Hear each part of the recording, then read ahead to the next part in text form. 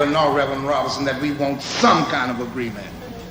We want agreement by which we can live or die. You choose. If you won't listen to me when I make an appeal for the Negroes because you have no concern for the Negroes, listen to me when I make an appeal for America.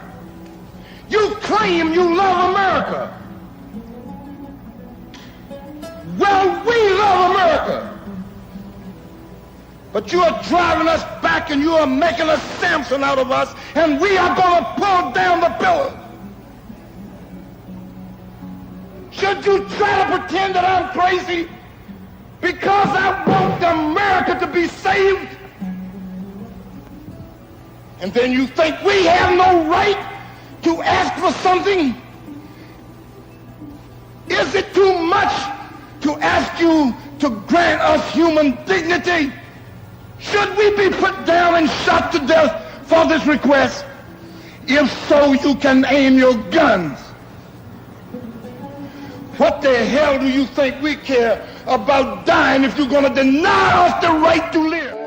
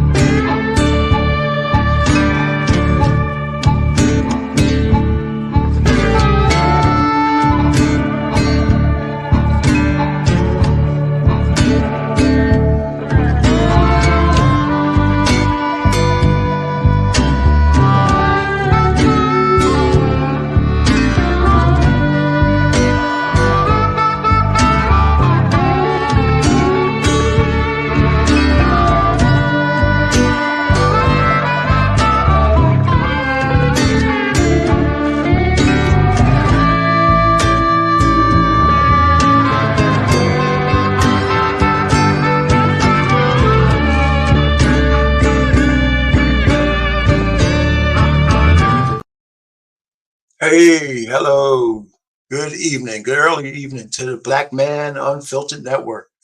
And welcome to this new theory that I have. So you know what you could do right away, could put up the first page of that chart while I go. And yeah, thank you, I appreciate it. Anyway, listen, we have a debate between me and Easy Money tonight. And I'm going to give you a little bit of time to get into the audience so you don't miss anything. So one of the things I want to do real quick is kind of say that I didn't come up with this thumbnail haphazardly. And I want to kind of disarm any women who might look at this and think that this is another one of those kind of shows where we're going to be pointing all the fingers at women. No, when I use the word promiscuity, I'm not using it as a pejorative. I'm using it as a term of influence because we both know both men and women of today are promiscuous. Okay, we both have our share of promiscuous, but male promiscuity pales in comparison to the influence that female promiscuity has. And you can look at it a lot of ways. And my theory looks at that from a position of influence. And if it's a position of influence, it's also a position of power. And I know a lot of ladies don't look at it because it sounds like you're holding me accountable, blah, blah, blah, blah, and all that other horse shit.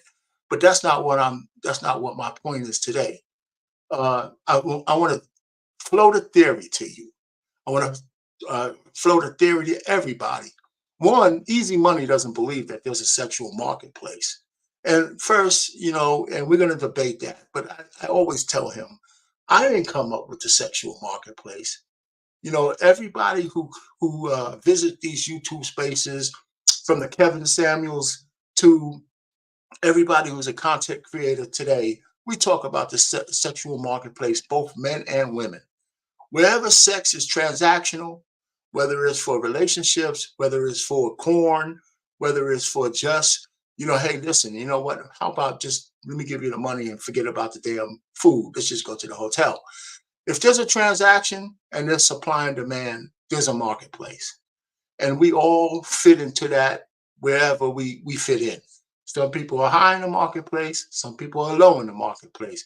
But to try to deny that there's a sexual marketplace is putting your head in the sand. So what I'm trying to say here is how female promiscuity shapes today's sexual marketplace. And we're going to have a little discussion about that and some other things. So that's where I'm playing. So without further ado, we'll talk about that. I don't know if Easy Money's around yet. Okay. But again, there's another uh I guess say somebody who's backing us up. The government backs up the fact that we hear on these streets that women control access to sex, and there's very little people who can really refute that. Sometimes women try to refute it because they don't want to take accountability for their womb when it's convenient. However, the law of the land expressly says that women control access to sex. Because to say otherwise or to do otherwise from a man is a criminal activity. We all know it at every level, local, state, federal, whatever it is. We gotta so let's miss me with that, whether you're accountable for your womb or not. Another thing on the lighter side, how do you like these honeys on this thumbnail? Right? I put these honeys up there on the thumbnail to just show you that the colorism is a bias that only women have. There's a light skinned honey, there's a darker little skin honey, and then there's a chocolate honey. And they're all honeys. The only thing I should have done is found 3 women with their natural hair. I could have made this thumbnail even better if I'd have showed the women with their natural hair, which I think is beautiful without wigs.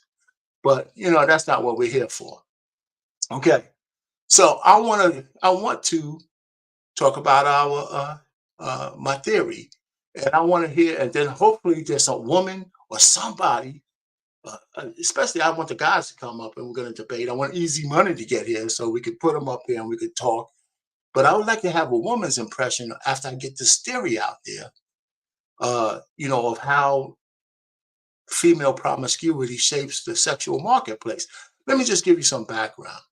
And let's just look at it.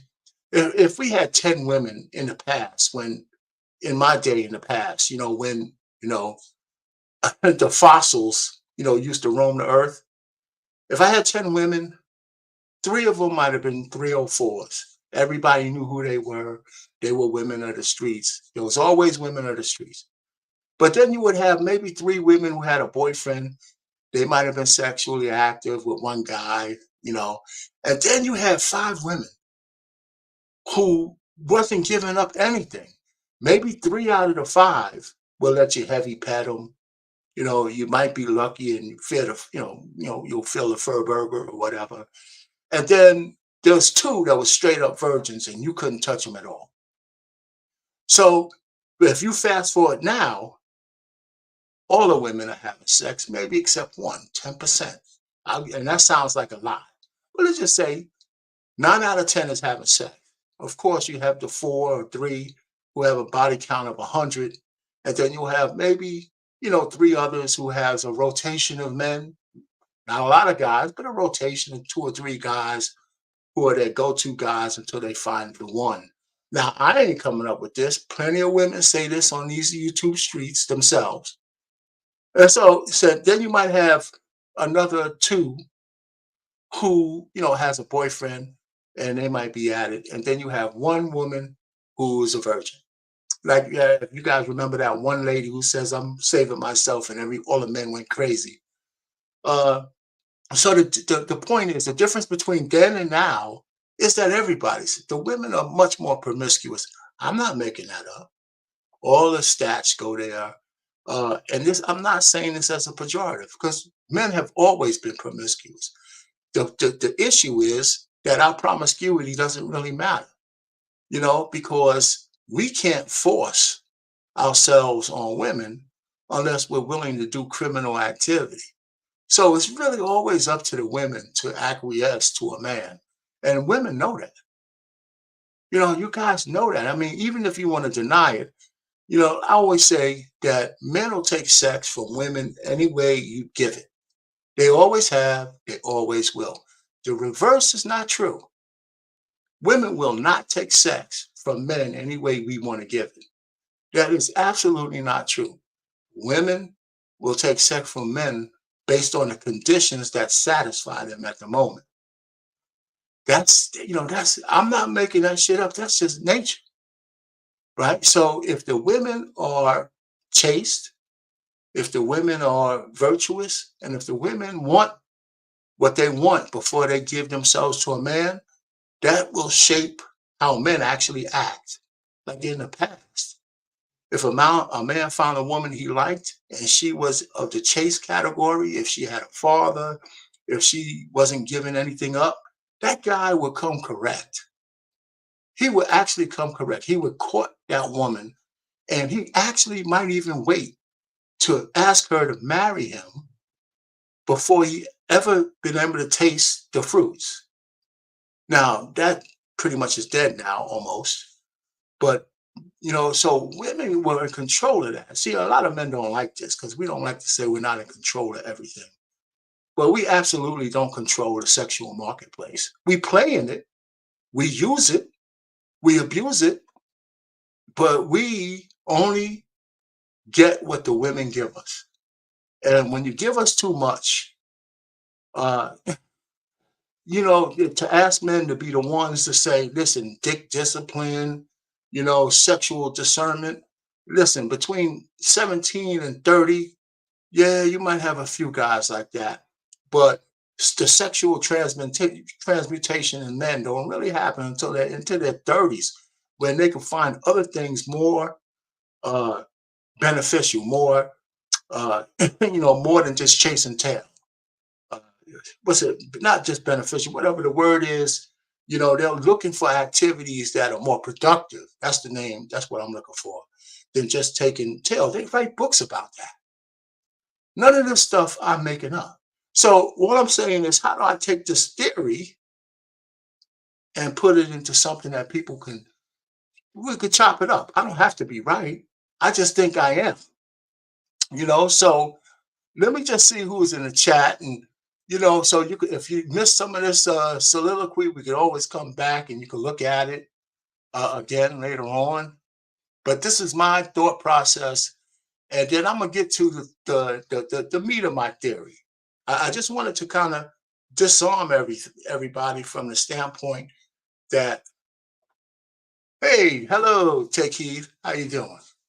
uh hey, Quincy, hey man, thanks for chiming in. Um, all right, Red Planet, what's going on, brother? There you go. Thanks for coming up. Easy Money Jones. Hey, listen, we could bring you up, man. I got a couple of things what I'm gonna talk to. You can just give me a second while I go through them. Hey, Alex, we could get back to that. Yeah, I love chocolate too, brother. Brother Williams, yeah, I had to put the chocolate one up there. Hey, Trey Ferg, man, I appreciate you support, man. I really do. So this is some good stuff. Hey, man, Easy Buddy, what's going on, brother? What's happening, R Pain? Good to see Hey, you. man. Hey, listen, you've been after me to discuss this shit for 3 months, man. So listen, no better point than right here on BMU's channel to discuss it. But hold on for a second, Yeah. because I want to go through one more thing, and I won't be that long, and then we'll give you the floor, and then you can prove why I'm right. Okay. Anyway, lost the translation. Can you give me the second slide? All right. Now, this might sound a little technical for folks, but it's really straightforward. I'm an engineer, right? So every so often I'm trying to think, that what can I compare the sexual marketplace to, the energy in the sexual marketplace to?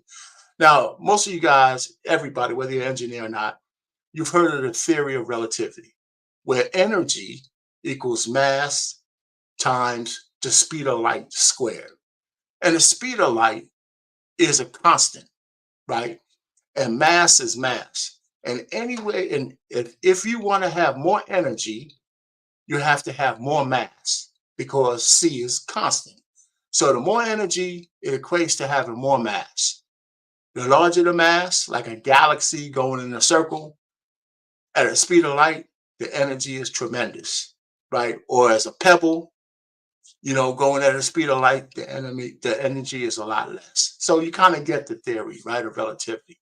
So I looked at the sexual marketplace energy, right, where SC is the sexual marketplace energy, where FP is female promiscuity, and DM is the actual constant demand of sex from men. Now, since the beginning of time, men with their billions of billions of sperm cells, we are sexual beings. Our demand from sex from women is a constant. It ebbs and flows very little from the beginning of time. History books, Bible, whatever literature you want to write, from like 17, 14 up to 30 or whatever, and depending on the society, the men's desire for sex is pretty much constant. It's not only constant, it's predictable. And if it's predictable, it could be manipulated, but we're not going to go down that particular road. Women, however, and I'm speaking for women, y'all can tell me I'm wrong, women want sex too. However, their sexual needs and desires, they ebb and flow. I didn't make that shit up. Women will tell you that's your own. It's not uncommon for us to hear a woman say, listen, I haven't had sex in 2 or 3 years. Or you know what, I'm getting over, I'm just trying to find myself. I don't want to have no sex. That don't mean they weren't horny, right? They just said, hey, listen, I'm not giving myself to no dude. Now, we know that any woman worth, you don't even have to be pretty, but any of these 3 women on this thumbnail, if they go without sex for a day, it's because they choose to. There ain't a man out there who wouldn't give these chicks sex if she wanted it, right? Because men take sex from women any way they want to give it. Women do not take sex from men any way we want to give it. That shit's just not true. There's always some kind of condition. And when women turn off that faucet, it's off. And I'm going to give you some analogies on why I'm saying this. So, when all things are equal, if the promiscuity of the women in a certain marketplace is level and the sexual demands of men is constant, then you have a certain kind of energy in the marketplace. Now, we talk about the West being a free fall again. I didn't make this up. The sexual energy is chaotic and it's all over the place, transactional wise and otherwise, in our Western culture. Nobody even wants to get married anymore, not because they don't like marriage, because they don't want the binds of being monogamous with anybody. 10 years ago, 20 years ago, 30 years ago, you wouldn't find women talking about how much they cheat on their men. Now you hear it all over the place. Could it just be these YouTube streets? Or is it, are more women actually doing that? Right? So the promiscuity of our women, and we could argue this, and you guys are only going to be fronting, is higher. Again, it's not a pejorative, it's just facts. Women are having more sex than ever. I point to the beginning of this with the pill. That's a whole nother discussion. But now, women empowerment with the feminism movement has been heralded as the more dicks you have, the more powerful you are. I say this, we've heard it countless of times, right? So I'm just taking what's given to me and putting it into this little theory. So the sexual marketplace is chaotic in the West because women control it. Now, let me give you an example of where the sexual marketplace is not chaotic, where culture reigns, where social mores reign, where laws reign. And I know women ain't gonna like this, but I'm gonna use it as an extreme example. In Saudi Arabia, right, where they tell women to cover up, right, because they put it on women to control the libido of men by covering their skin. Is that fair? No. However, and we're not talking about the sheiks and their harems and all the sexual stuff that goes on behind closed doors. Those women are not looked at as great women. They're looked down upon, and we don't need to talk about what they're doing. But I'm saying the regular rank and file woman in that country is somewhat chaste, not because maybe she doesn't want to be, but they're making her be that way. But the men who want those women have to go to the father. They got to go through protocols. They got to go through all kinds of stuff that asks for that woman's hand in marriage, because there's still culture, there's still laws, and there's still religion. There's still things that matter. There's still shame and all that kind of stuff. So the sexual energy in those on the rank and file people is tame because the women are tame. Now, the way the women are tamed, we could debate whether that's fair or not. I'll grant you that. But you can see the difference. The sexual energy in Saudi Arabia is a whole lot less than in the Wild Wild West. Okay? And we could debate that. Listen, this is my theory. And then we're going to bring easy money up because I'm not going to be too long.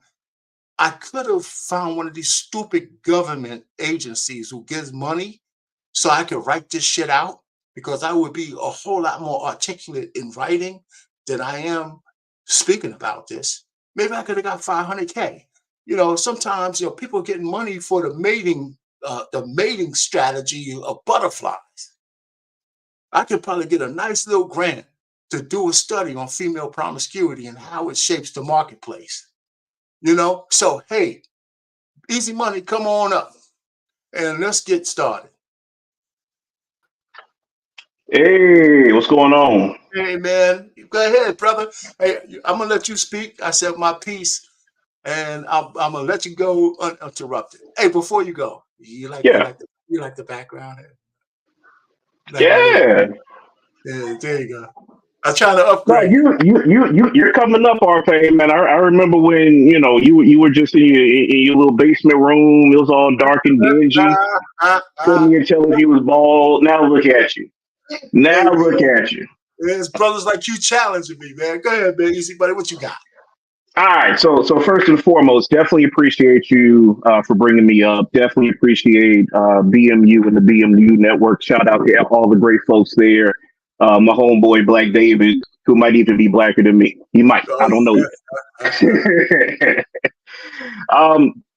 So just a few things.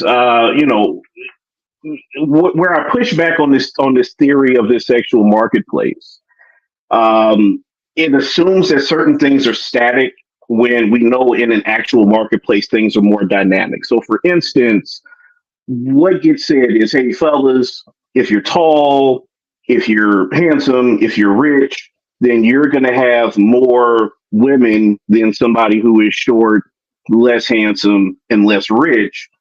When that doesn't quite meet the reality.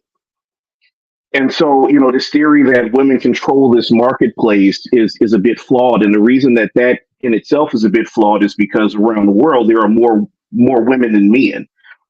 And if we're talking about Black folks in particular, we know that there are at least 2 million more Black women than Black men.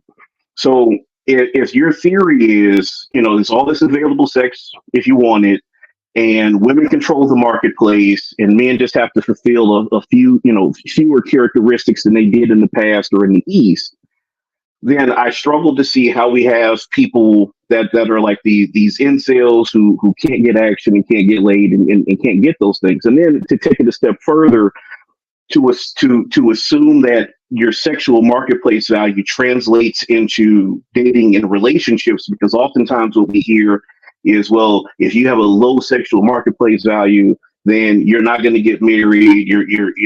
As women age, their sexual marketplace value goes down. Therefore, they're not going to be great spouses and things like that. When that doesn't match the reality or the data, in real life here, people are getting married later and later. Right, age gap dating has gone way down. The average age gap was 4 years between the spouse between spouses 100 years ago, and today it's 2 years. Right, So people are waiting to get married later.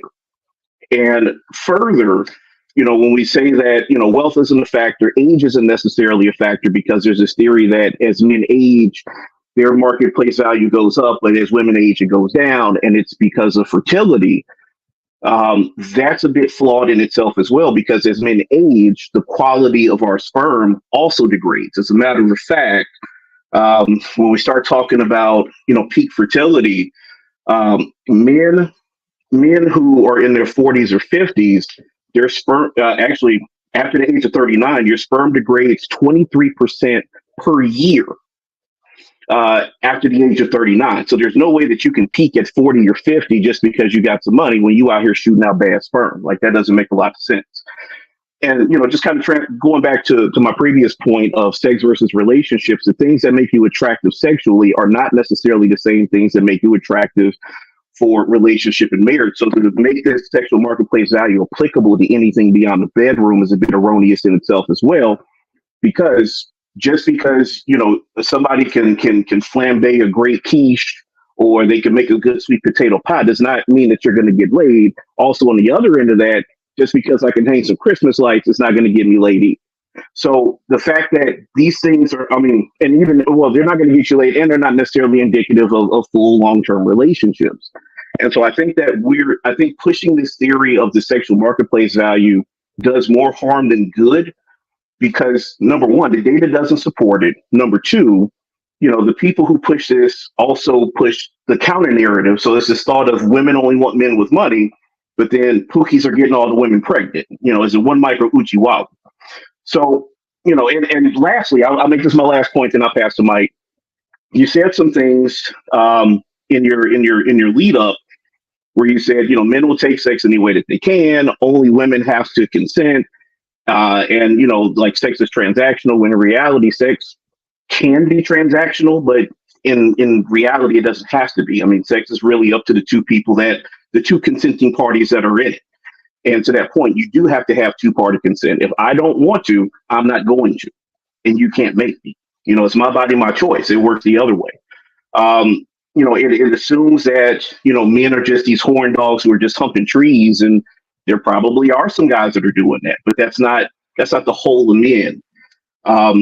So that's what I got kind of in a nutshell. I could expound on any one of those things if you'd like.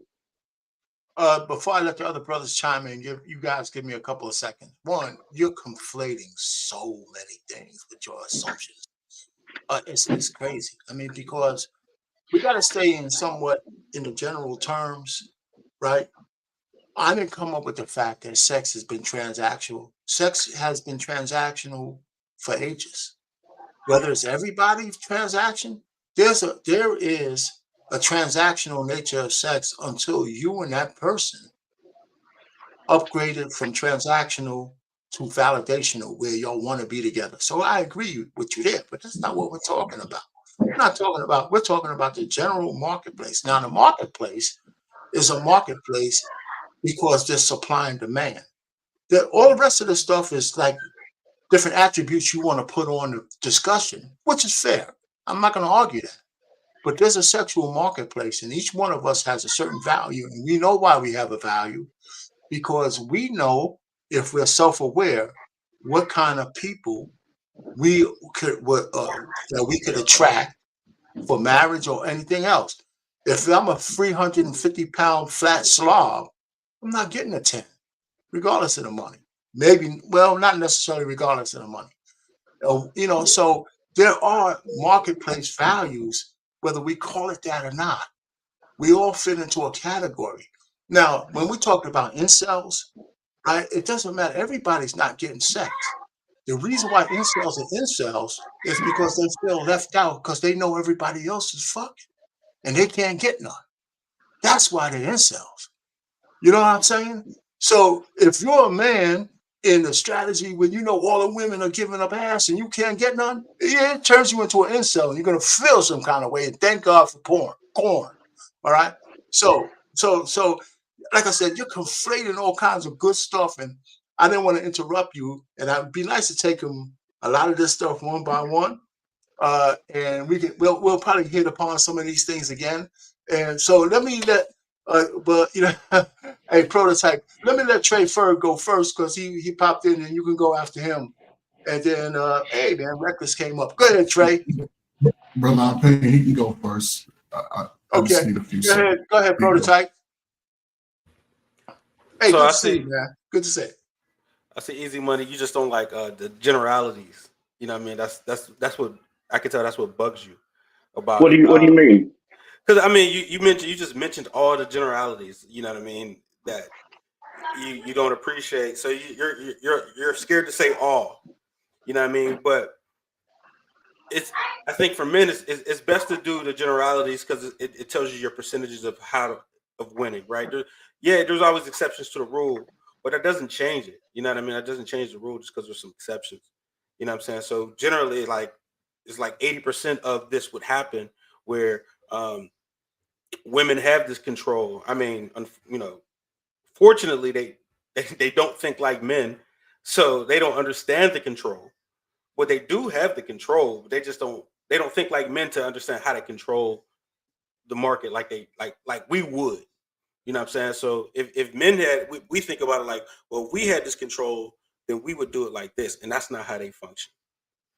You know what I mean? So that's basically you were just speaking against, like I was trying to keep up with your points, but you were like the routine thing was you were speaking against the things being like not all women is kind of what you were saying. Not all people, not all, like that's one thing you just kept repeating. Well, it's less about not all and just understanding that, you can't just generally say a tall guy is going to have more dating prospects than a short guy. That's ludicrous. That's not ludicrous. It's actually No, true. it's not. No, it's not. It's Yeah, actually that's true. what I'm saying. It's ludicrous. 100% true. It's not ludicrous. It's true. Okay. That's an opinion. It's not an opinion. That's what I'm saying. It's not an opinion. It's statistically true. Like, Show me the stats. oh god. But Like, you can't okay. say it's statistically true and then sign when I ask for the stats. You can't do that. Because it is. It's like you're like, show me the stats that sugar don't give you diabetes. Like, you know what I'm saying? Like, you can just look it up. It's true. You know, Actually, like, sugar doesn't give you diabetes, actually. easy. Show me the stats and say that like you're healthier than me, bro. Like this is like I'll send such you my blood a work, Ray. nothing burger argument. It's like if you take two comparisons of things, the issue is you're going from your perspective of, well, I've got the outcome that I want, but you don't want to admit why you have that outcome. There's two ways to go about this. There's because it's the same premise as when we talk about Pookies and Ray Rays. They serve a purpose specifically because of how they look. There's not a lot of Pookies that look like you, Easy. There's a fuck ton that look like me. Okay? Like, How do you know it's just about what Pookie, it though? is. Because I understand that, but it goes down to selection. There's a reason. If you overcorrect for money, yes, you can get in the game and you can get a good outcome, and women will sell you the lie. But the issue is, those of us who understand how women function and their nature, we know it's a lie. That's all we're saying. It's a lie. Whenever you get through, because they have a certain imperative of boxes that they check off, just like we have boxes that we check off. I don't see what's so bad about that. What are these imperatives that women have?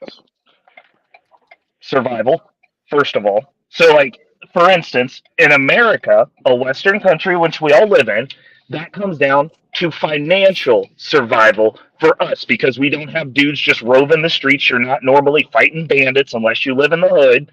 Like, survival. So they look at money. So a dude who isn't necessarily as physically attractive can still get a woman to marry him even though she don't want to have sex with him. And then sometimes they'll sell the lie so good that they will just have sex with him, but it's not their preference. It's not like they're going to admit that. No one wants to not be in the security of that man's home. She's not going to say she doesn't want to have sex with you. She might, in private, if you set up handy cams all over your house, tell her girlfriends like, "Oh yeah, I'd rather have that dude dicking me down." But like, they'll optimize for later in life after they've gotten done by everybody they want to get done with finding the dude who has money to settle down with for the security. They're not going to marry the Pookie. They'll get knocked up and bring his kids to the easy money to have you take care of them. That's what they do. Like, But you're I don't saying it's like understand. all women are having kids out of wedlock and then looking for this It's not. step person to settle It's down with. not all, because even if it's not out of wedlock, she might come It's to you not with even a 100 bodies. generality. I mean, all we're saying is there's certain things that they look for marriage, and then there's other things that they look for when they're trying to get that back corrected, and normally those two things don't generally align. Let me just chime in. Hey, folks, if you're in the chat, hit the like button, man. Hit that like button, please. Hit that like button. Don't push it up. Like I understand not all women. Fine. But the exceptions don't break the rule; they prove the rule. Like this is a known. That's the only. I think that's the only discrepancy we have is like you're going, well, not all women, and I'm like, the vast majority of them, if they told the truth. Women don't tell the truth about body count. They're not going to tell the truth about if you're the beta security guy. They're not going to tell you that. They're going to tell you you're the man, and you'll be the man until you run up into the man. Like it's whatever. Preference is preference. We have preferences too. Like a lot of dudes are married to chicks that are not their first choice or women that they are necessarily attracted to at the highest level. It's the one that they could get. There's no difference. No, there is a bit of a difference there because with men, because we've bought into this belief that we have this biological imperative to just put ourselves in trees and hump on anything that moves. We often miss out on the woman that we're supposed to marry and then settle for the next one. A lot of times you'll see dudes go from a 5-year relationship where they were cheating on this woman, putting her through hell, and marry the very next woman that they get with. Like that's on us. That don't correlate, bro. That don't mean that, though. Yeah, that was about to say. I was like, I don't even know how you made that comparison just now. Yeah. Because we could be we'll drag something along. You know what I'm saying? I'm not saying we're the best guys in the world, but we'll drag a 5-year relationship on with a girl that we don't want. And then we'll find something. The next one could be the one we wanted. Maybe that 5-year process was us trying, getting our money together or whatever. And once we made it, hey, like we'll upgrade on you. But what you just said, that doesn't correlate, bro. Like, yeah, I mean, what's not connected for you? But the difference is this. There is no difference because women do that too. It's called monkey branching. It's people do that. To get what they want, you're going to have somebody there who gives you access to sex. And then once you get established, just like the gentleman was saying, you're going to go, I can do better than this. Like, you're not growing with me or you're trying to stay where you was at. You stay there. Women do the same thing. They'll get a dude that'll be a placeholder till she gets the opportunity to get something better or more of whatever it is that she is looking for at that time, and she'll swing over to that. Hey, gentlemen, let's get another person in there. Go ahead, Ricky. Back up. Peace, guys. Peace. How y'all doing, my bro? What up, Ricky? Trey, what's up? Pro, what's up?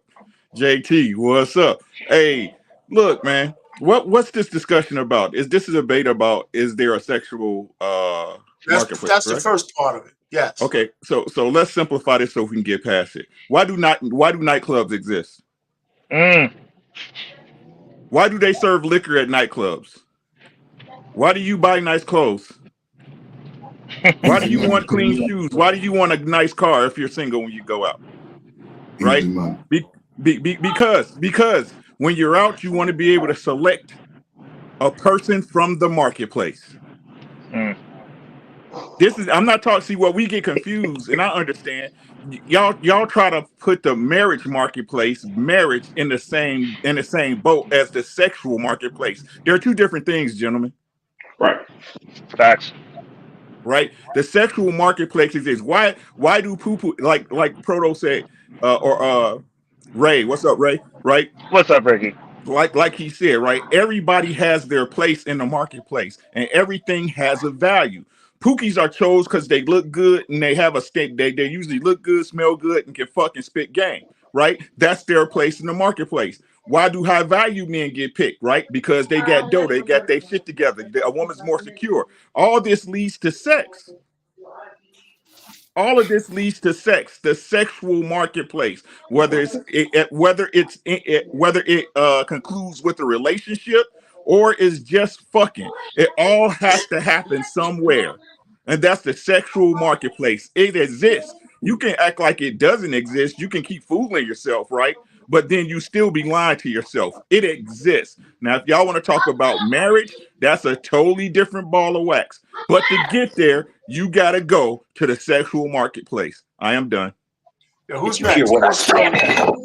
Who wants to go next? Who is? Ferg, you ready or what? Yeah, bro. Can y'all hear me, man? I sound crazy. Yeah, we No, can hear you, go man. ahead, man. We hear you. I think my voice sounds a little crazy. So, Easy Money, you was all over with your answer, and it's sort of interesting. You know, I don't want to go in, brother. I think you married, right? I am. I mean, you can feel free. Everybody else going on. No, so Easy Money. That ain't that deep, bro. I hope you're seeing your wife long success, but brother, if you was to get back out on this marketplace, you will understand your sexual market value immediately. You will understand that immediately. I heard, and I hope you and your wife get to raise your children together until you get old and gray and slim down a little bit, and you'll see your sexual marketplace. Oh, you don't think I can stick? Oh, bro, we gonna have to talk after this then, because you is What I'm saying mistaken. is, Easy Money, as you get older, I might need to send you my DMs, my man. No, I don't do no DM. Boy, listen, Hey, we need I that don't do no womp man. sound effect when Right. that last statement. I'm only front chest to chest with men. I don't do no DMs, man. That's not my style. But what I'm saying, Easy Money, as it pertains to the women, listen, as it pertains to the women, our paint post on it at the beginning of this video about other countries. It's promoted in America because if the women can run wild, it has to make the man, especially we the strongest. You promote this sexual activity within the women, especially the black women, because they get as horny as a black man. And then they'll, with the wildness they're able to do, right? Because other countries, the women are chaste, they sort of covered up. They ain't out there sleeping with everybody, regardless if they have money or not, because they got money, they'll range them like y'all get that money. But if they just regular working people like most of us, you got to go through a process. In America, they immediately allowed a woman, by the time she's 13, she can run buck wild. Then you meet her at 24. She done slept with all her high school friends. And think about it, the young guy got the same mama, so he's in the same lifestyle. He's understanding that early in his life. So, but if a brother just continue to work, he'll be our sister. They might do that for 10 years, have 3 kids, and you come along with money because you look like you're going to need that change to get them. You know, got to keep your beard straight. You're going to have to come with that bread. And she's going to say, I want 150. And look, she got $100,000 worth of debt, still wearing wigs, still wearing makeup, smell like pickle juice, and you trying to sex her. But another dude is already keep running. You see, you can hear him on here. I was with a guy 2 days ago. That's because Easy Money is easy, and old boys coming through a rough and round. Easy Money, man, you got to look at the reality, man. You got it backwards. I'm sorry. I'm glad I brought him here. Hey, listen, Trey, regular Trey, you got something? Go ahead first. Then JC, go ahead.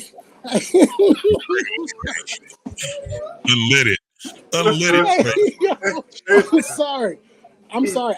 That's just the thought I have with Easy and his wife. I just feel like she'd just be like, yeah. He'd be like, okay. But anyway, I would ask this. I didn't get here on time, so my excuse for my tardiness. But what evidence is there to show that there isn't a SMV? Any evidence to show that there isn't? So I'm glad you asked the question, because I think that, and we're probably going to end up saying much of the same thing. I mean, roughly, my theory I call it the proximity theory.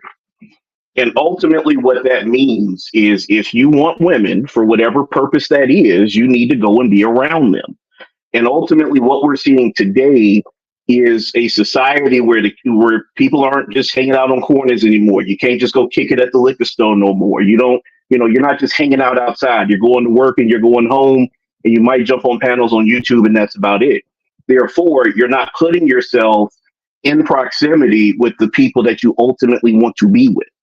And so my theory is the men who spend time around women and find them attractive, and eventually you'll find someone who finds you attractive, and then you'll be able to, relationship, dating, sex, whatever. Like that's ultimately what it is. What are, let's say, 21 to 35-year-olds, male and female, what are they doing on a Friday night and a Saturday night? Probably on YouTube.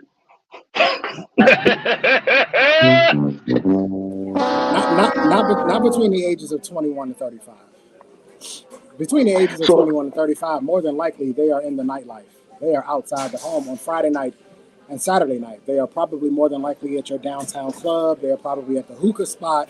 They're probably at the dance spot. They're probably at somebody's house, at a kickback. They're probably at a concert. They're probably at a weed smoke spot. They're not in the home. So they may even be at a strip club, depending on who they're. The point I'm trying to make is that I don't think that your theory of, well, because more people are not going outside, then that means that the marketplace is gone. I believe that the marketplace has always been here. Now, there may not be as many participants in the marketplace as there once was, but it is still here and it hasn't gone anywhere. I think Uncle Rick did a good job of explaining why it's still alive and why it's still here, so I won't beat that horse. But I think ultimately, at the end of the day, most people who are in this marketplace, this sexual marketplace, they are out and about on Friday nights and Saturday nights looking to showcase their value to be able to get a little piece of action, both male and female. So Trey, the only place I push back on that slightly is the economic dynamics aren't the same. So we're living in a world with $10 eggs, $11 eggnog, and $12 per pound steak. And the wages have not kept pace with that level of inflation and price increase. And so where me and you are of the age where, we wear our big white tees and go to the club and do the snaps and all that to the Lil Jon and the East Side Boys, like at this point, there's not as much of that happens just because of an economic thing. Right. Well, And that's why I disagree with you on that, for the simple fact that women don't spend money on Friday and Saturday nights anyway. Right. So you can Tuesdays and Thursday nights. You can cut half of it out. You can cut half of the population out right there because the women ain't spending the money. So the question is are the men spending the money? And yes, the men are spending money on women. Right.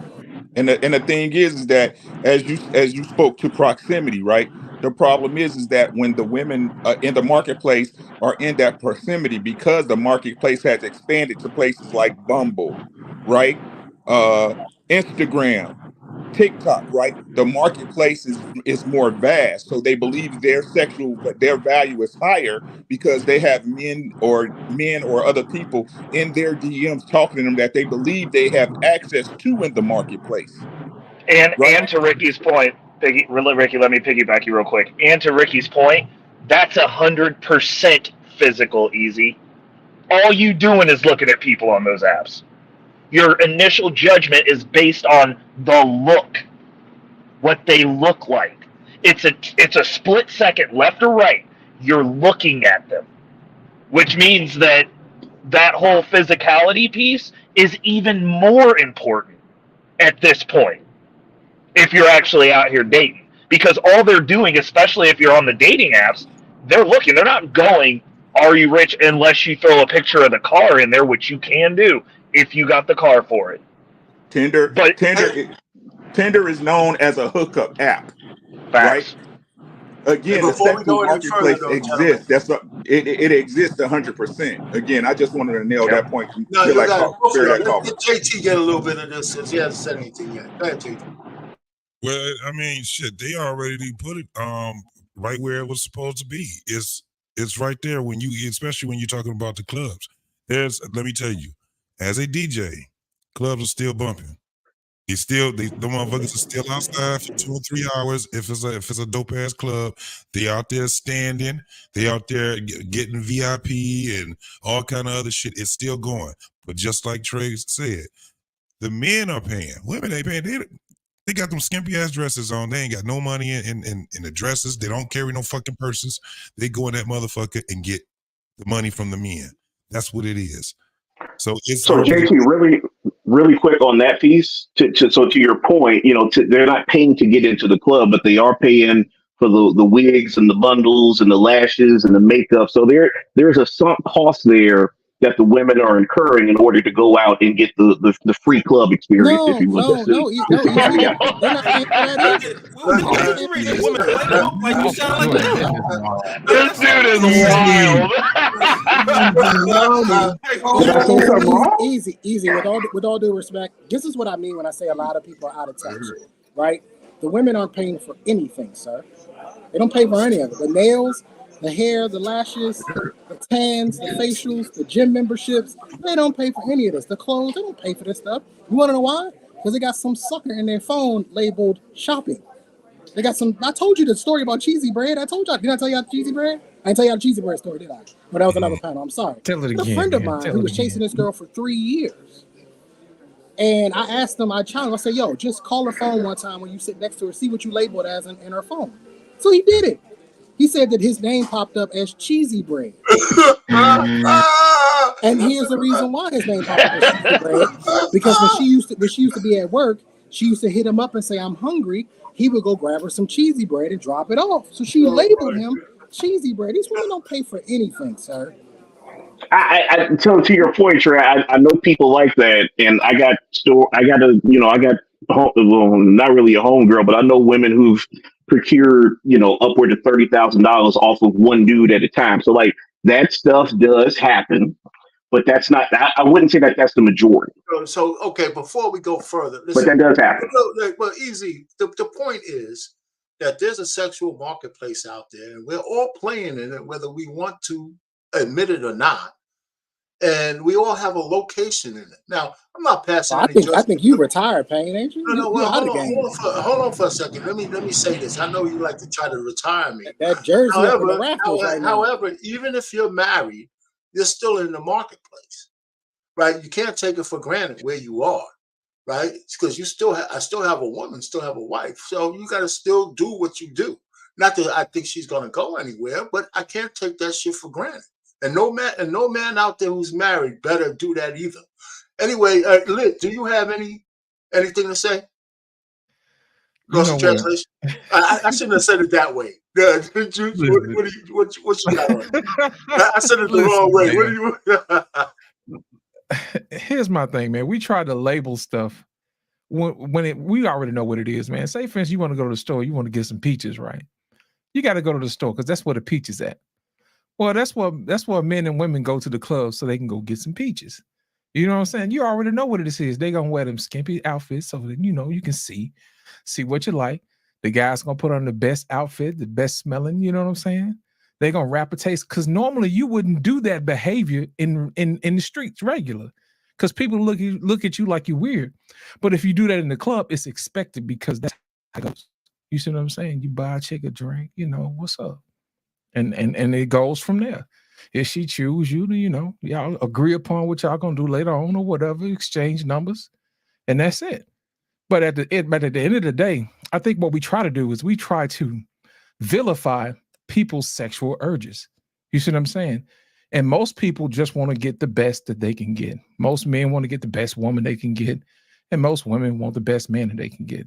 And people pretty much fall into that order, based upon their experience. You see what I'm saying? Sometimes women have an inflated version of what they can get because guys basically will have sex with anybody. You know what I mean? You have 10s having sex with 6s and 4s just because, it's a slow night. You know what I mean? They had to get the 9s and 10s a day off from work. You know what I'm saying? Say, hey, they kind of busy. Let me go and holler at one of these 4s down here. What happens is the 4s think that they 10s because the 10 slept with them. You see what I'm saying? So, I mean, that's just how it is, man. That's just how it is. Look, just like a wife takes on her husband's name, these bust downs they try to take on the value of whatever man they sleeping with. Bars. Again, putting verse on the marketplace. Some people have an overinflated value of what they're worth, which is why they can't get nobody. Some men believe they're greater than what they are, which is why they can't get a decent woman. Again, you're trying to assess the value and pay as little as possible for a product.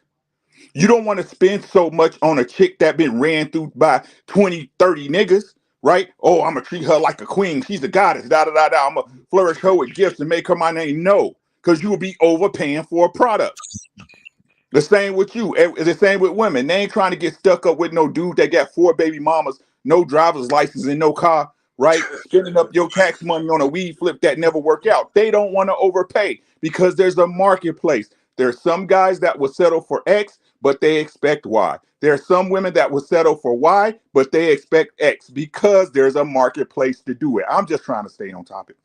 Hey, So I got a question for you, R-Pain. Go ahead, Are you sir. suggesting that there is still an SMV for married men? Is that what you were saying? No, Did I hear that right?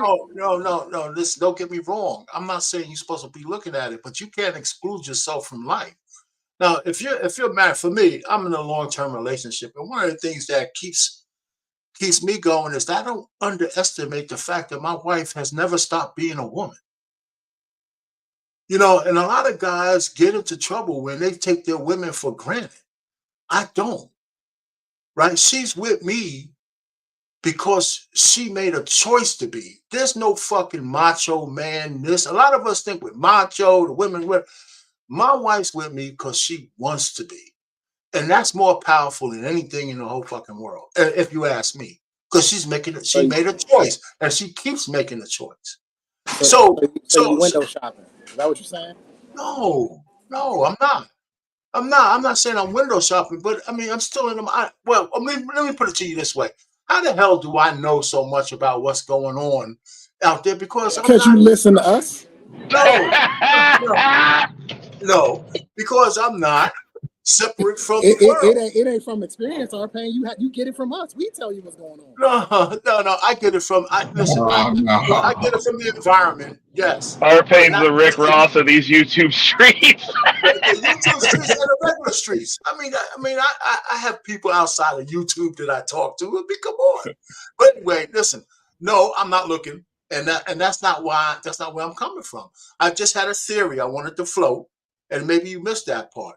And one of the things I did do, and I think Lost in Translation hit it. I'm not trying to lay any blame. Both men and women have a certain level of promiscuity, but the power in the promiscuity lies with the women. We've been the way we've been forever. Our promiscuity is a natural kind of thing.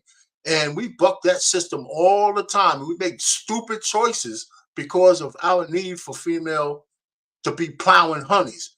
And the literature, the Bible, and every goddamn thing we've read tells us that shit's true. Even Abraham went to the tent, and we got the longest freaking sibling rivalry the history ever, and bloodiest sibling rivalry known to mankind.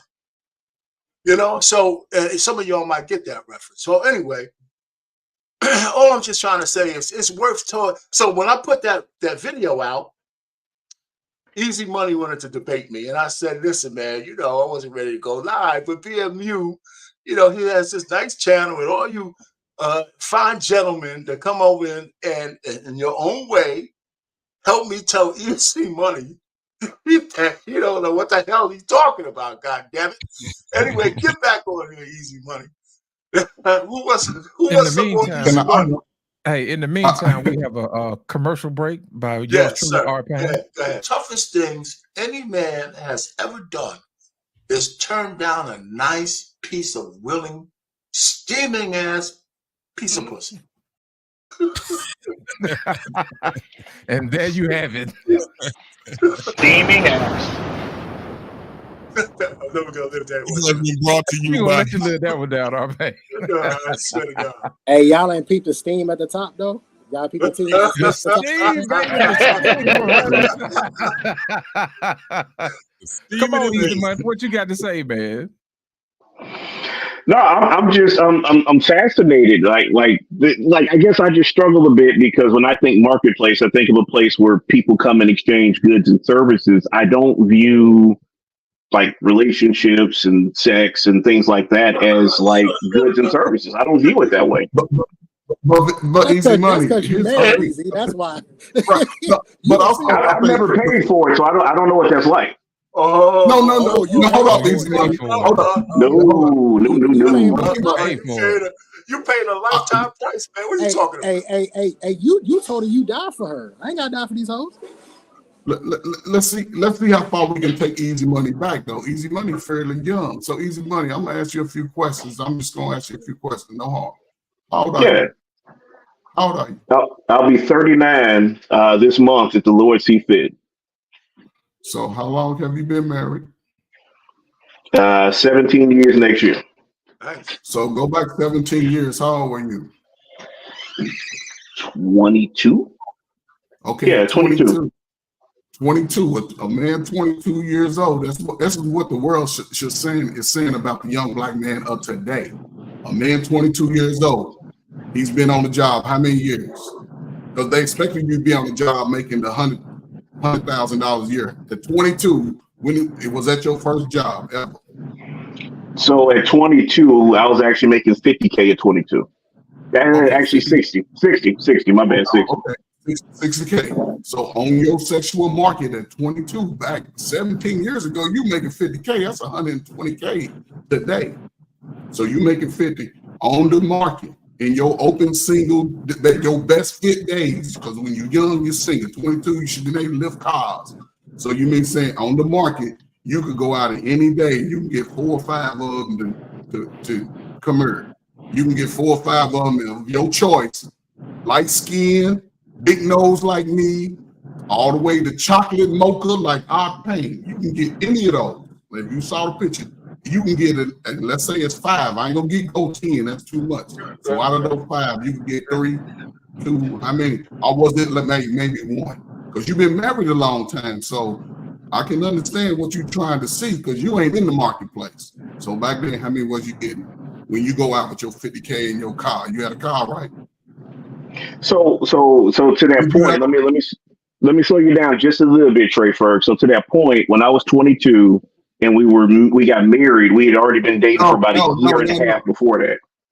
Okay, so before you met her and you said that was your wife, from 18 to 22, was you out here on the sexual marketplace 4 out of 5, 3 out of 5, 2 out of 5, 1 out of 5? Which one were you? At 22. Going out. That's easy. Going out. That's easy to remember, man. You ain't number Probably 39. 3 times a week, three times at the most. You was pulling like that at least 3 times a week or going out. I ain't talking about going out. No. Okay, so when you went out 3 times, let's just say we're gonna give it 3 times. Out of the 3 times each night, go get 3 chances. You're gonna go out and you're gonna try to talk to 3 chicks. That's 9 girls, right? At the end of the week, you try to hit on 9. Did you get 3 of them, 2 of them, 4 of them, 5 of them? I was probably more of a 1 out of 10, 2 out of 10 in a good week. But then I really wasn't trying like that though. So dude, Easy wasn't in the marketplace, bro. He got the first thing that held still and tapped out, bro. Nah, it wasn't quite that. Easy at most. And this is just numbers. You had 18 to 22, and you said a year before that you was already dating this chick, bro. Which, how long were you chasing her before y'all dated? You were out there, bro. There's nothing wrong with that. Easy, you know what it's like? It's like the rookie who comes to the league. It's like the rookie who comes to the league and he win a championship his first year. It's like he don't know the chase anymore. He don't know the hunt anymore. He didn't have to wait 7, 8, 9, 10 years to get the ring. He got it in his first year. You got your. Wait a second. Wait. Y'all making a lot of assumptions, man. Y'all like I wasn't out here riding my bike at 11 o'clock at night to go and see women. Like, what are we talking about? Bro, there ain't that many women to go see when you ain't able to go out. Shut the fuck up. Honestly, I was probably more in my prime right around the end of high school, beginning of college. So did you play football? You played football, didn't you? Easy. Hold up. Easy. You played sports? Yes.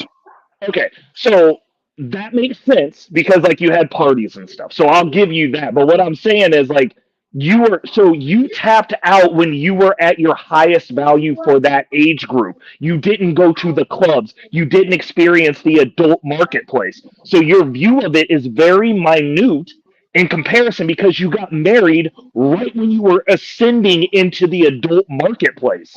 You never got your value assessed as an adult. You didn't experience what you're talking about.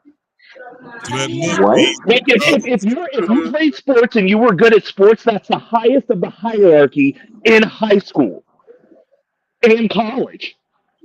You never went into the actual adult marketplace, my guy. Like I'm just saying, which is good. It's terrible. Basically, he's saying you got all your meat that you bit on the neck from the teeny bopping clubs. You know what I'm saying? You got your And little Yeah. hot little 18 year and bite on the neck and drag it back home to the cave. Easy money. This is my last question. This is my last question. Black man, I'm gonna get you. I see that quote. Easy money. This question is gonna be a little bit deep right here, but it Okay. pertains to you. And you out there. Listen, you're a man. Was that your crowning moment as a boy going into a young man when you met her? No, Was that your ultimate, like, I no, made it finally? So you was no. out there willing and dealing before then, right? You was out Yeah. there willing and dealing. So you came out of your peak out of high school, 18 to 21, because 22 you was married. So 21 years old, you ain't been to no club, you ain't been to no party. You riding bikes up the street to the grocery store. Let me Man, I tell shouldn't you, have said that. Now y'all gonna clown me for riding a bike, man. Hey, there's if nothing she wrong with calls, like you get on that bike, baby. No. Ain't nothing wrong with It's riding kind a of hard bike, to bro. pick up chicks in the basket of your bike, bro. That's all we say. Hey, easy money. The girl you rode your bike, was that your girlfriend? No. Cap, I don't believe you. That You was look a like a dumb. relationship Nah, dude. that was You look like a something else. relationship dude to me. Oh my God. That was his first So it's funny that you relationship. say that because yeah, that was a bit uncomfortable for me to be out here like, yo, baby, you know what I'm saying, to be spitting game and all that. Like that was a little uncomfortable for me. So you got me pegged, man. But So easy money, listen, a lot of brothers young like that. I like it. A lot of before we brothers go are right on, now. before we go on any more on easy money, let's just kind of bring it back for a little bit. One of the things, easy, that we have some anecdotal, not anecdotal, but we have some near-term evidence about the sexual marketplace value with one successful woman who won't go away, and her name is Ebony K. Williams. She epitomizes the fact that there's a sexual marketplace value because she still doesn't understand why and where she fits in. And she says it every time she opens her mouth. Because some basic things she doesn't understand. One, that as you succeed and you become a 1%er, let's just say she's a 2%er woman, or man for that matter, with the money and notoriety. For a woman, you take your hypergamy with you, right? So she doesn't understand. There ain't going to be 100,000 different men, black, white, or indifferent, for her to pick from. That's one. And the second thing is she's talking about she wants to look for a partner, right? Which women still don't understand that sounds like shit to a man who's on his grind, okay? Because if she was to find a high value man higher than her, he ain't looking for no goddamn partner. He's looking for a wife. And there's a difference. She's automatically talking about her situation with him is going to be transactional, depending on how much of a partner he is. And when that partnership doesn't fit her, she's gone. Nobody's going to sign up for that shit. You know, so she doesn't understand. As smart as she is, she still don't understand the goddamn basics. And she should take it from Mr. Boomer here. If I had a day to talk to her, I'd straighten her ass out. Because I'll tell her that if you want somebody, you got to stop saying this bullshit you're talking about. You want to be a wife? Shut the fuck up sometime. Did you hear what I You said? you would just do what all y'all old folk already do, which is just tell her shit she already knows, because she already knows all of that. She is unwilling to accept the truth. No, that's She what I knows would she tell knows her. exactly. Yeah, She knows. I hear you, Yeah, Trey. but But the point is, you be the wasting fact here. that she keeps saying that shit means that she wants it Well, her what way. else is And I she would tell her, supposed to say, R-Pain? well, Is she supposed to say that she messed up her life and that she wasted the best years of life? What is she supposed to say? Okay, no, I know. If she's gonna come on these airways and keep backpedaling, she's acting like she's open to hear what she needs to hear. The problem is that the goddamn Is that men. going to make money? Let Because me she gonna finish. sell Let me books finish. doing Hey, that. Trey, let me finish. The goddamn men who are interviewing her should be charging her ass up, and they don't. They give her these soft shoe fucking questions. Yo, Ebony. You know, I mean, okay, Bro, Trey, you don't. I don't think you let me understand put it this way. I'm gonna let entertainment. you talk. I'm gonna let you. If you had a chance to interview Ebony K. Williams, would you be soft shoeing her or not? I would soft shoe her because I'm gonna make a ton of money off of her. Yes. Okay, That's the point. That's the point you're not understanding. This ain't You don't a soft shoe you nobody. guys Goddammit! All of a sudden you're gonna be soft hold on. shoeing You her. guys always want to do this revolution shit. They don't give a fuck about no damn revolution, bro. They don't care. I ain't They don't talking care about a that stuff. revolution. I'm talking about revelation. This girl wants to sell books. She wants to make money. And so you think she's gonna get up there and say, I wasted my 20s, I wasn't a good fiance, I wasn't this, I wasn't that. She's never gonna say that. She's gonna keep perpetuating the bullshit that we already know, and she knows it too. She knows it. She knows what she stands on the sexual marketplace. She knows it. She just knows that she can't demand what she wants anymore. So fuck it, I'm gonna make as much money as I possibly can. The trade, but she already, just for the fact that you said what you said, she already admitted that she fucked up. So why not go make the money? I'm not saying she shouldn't make the money, but I'm just saying. I know you're saying that she's not sincere about what she's talking about. All I'm just trying to say is I'm trying to listen. Okay, we're talking hypotheticals here. Okay, if I had a chance to talk to Ebony K. Williams, I would give her the chance to tell me what you're telling me in secret. Listen, I know what the deal is. Just shut the fuck up. I want to make money. And then I'll say, okay, yeah, Trey was right. No, you wouldn't have to worry about that because she wouldn't come on your show because nobody's going to watch No, I said hypotheticals, God damn it, Trey. I'm being hypothetical too. She wouldn't come because nobody's going to watch right, man. She's only going to do the show where she knows that people are going to watch it because that's the content that they want. They want to hear her talk about,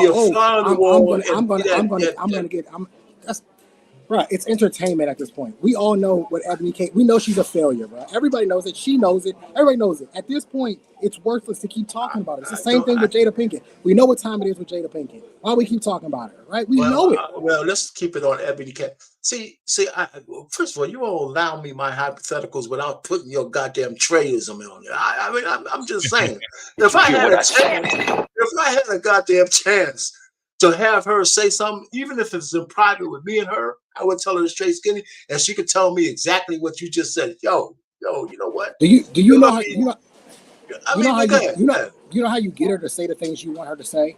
She would have to be in some sort of round table. She would have to be on some sort of like Fresh and Fit type situation where she would be the elder woman, and then she would have to explain to the younger women like what she did and what mistakes she made. That's the only way you're going to get the answers that you want from her. That's the only way you're going to get the answers from her. She would have to put her in a position where she would have to explain the decisions that she made. But if you do a one-on-one interview, she's just going to sit there and tell you, oh, I can still find a man. I can still do this. I can still do that. I'm still high value. She's just going to keep perpetuating what she believes. If it's a public interview, yes. But she already did a mea culpa in a couple of us.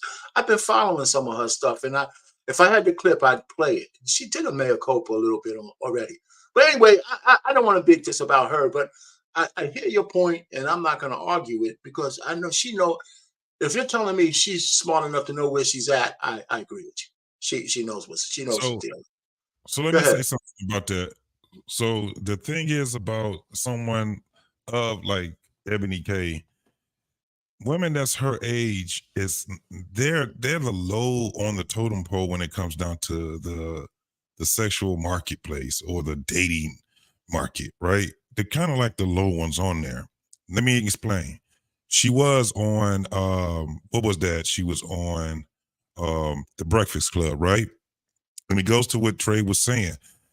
It had to be, in order to have the interview to be more of interesting for people to tune in, you had to have some type of confliction, right? So what did they do? They had a younger woman that had a problem with what she was saying. They had her as the elder, and they had the younger woman, because this is the thing. The women that are her age, they ain't even talking what the younger women are talking now. They done flip this shit so much, man, where it's like a pussy dick thing now. It's just whores and tricks. That's basically what it is. It's whores and tricks. It's not only in the music, but you hear them talking about it. Look at how many people have panels now, and listen to what the younger the woman is, the dumber that they sound. It's crazy. They sound stupid as hell, but guess what? The men are the ones feeding into it. Those are the ones that are feeding into it. So it just took, like, they're still they're still taking, the women are still taking this dating thing, this so-called dating thing, by the stirrups, and they're using it. They're leading it. They're leading it to hell, but they're still leading it. And what they're saying now is that fuck your proposal. Fuck that marriage shit, right? Because they're young. They're 22, 25 years old. You know, they still think at 30, they still think that they 22 and 25 years old. And they're trying to talk with those 22 and 25-year-olds that's talking. And guess what ended up happening? Before they know it, they're 40. They done had 2 children. They done had a baby daddy that they can't get out their goddamn life because they on and off. Why? Because the only niggas that's fucking with them is the niggas that just want to fuck. That's it. Then they get their heart broken. Then they get somebody that do them in. You know, next thing you know, they bitter. Guess what they start talking about now? All niggas ain't shit. This is what the market is. The older women, they're trying to revert back, you know. Now you hearing this little trend now. Go back to your baby daddy. Go find the original dude that you with.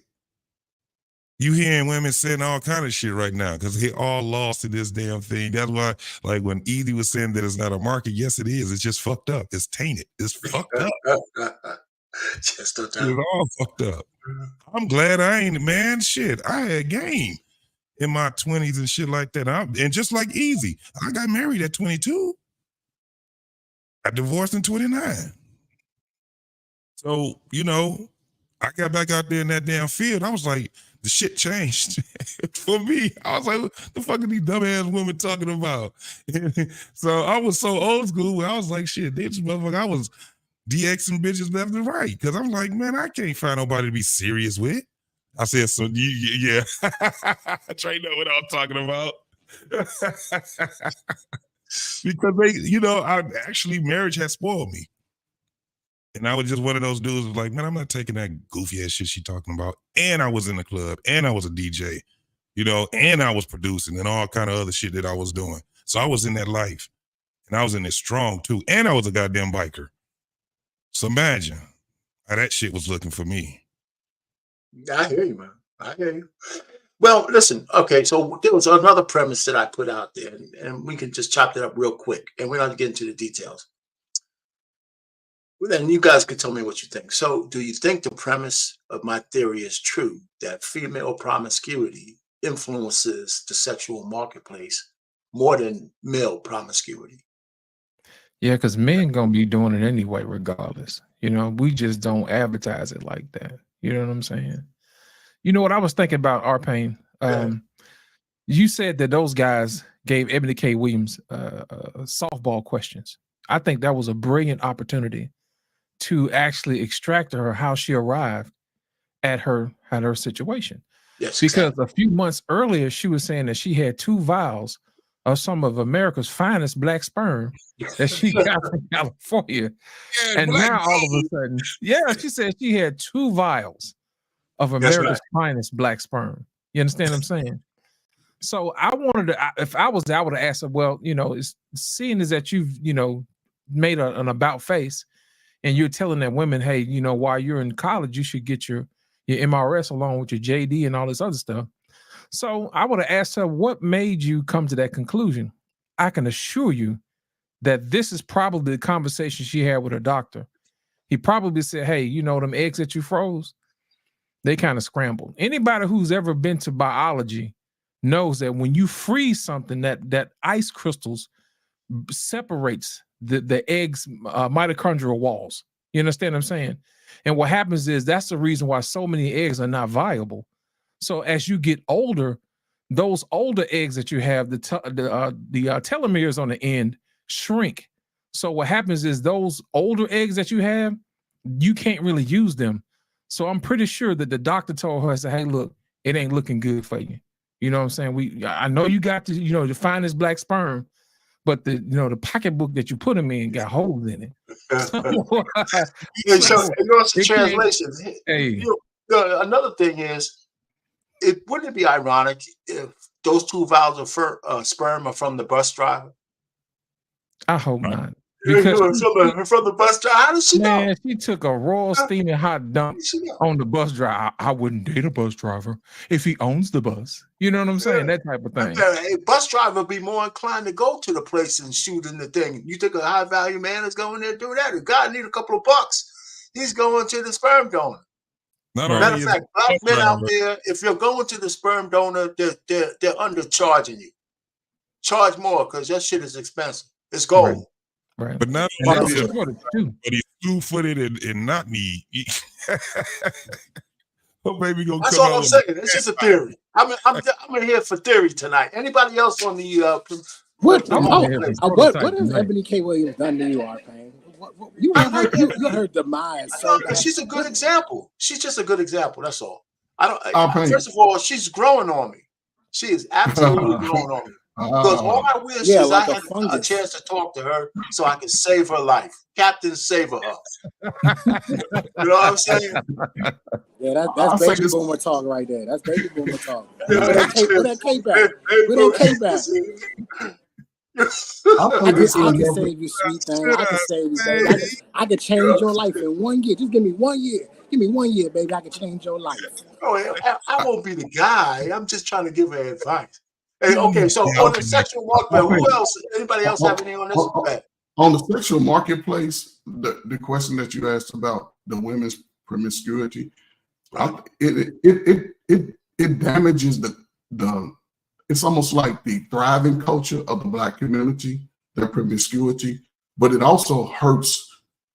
Man, it hurts deep as far as financially because a sister will.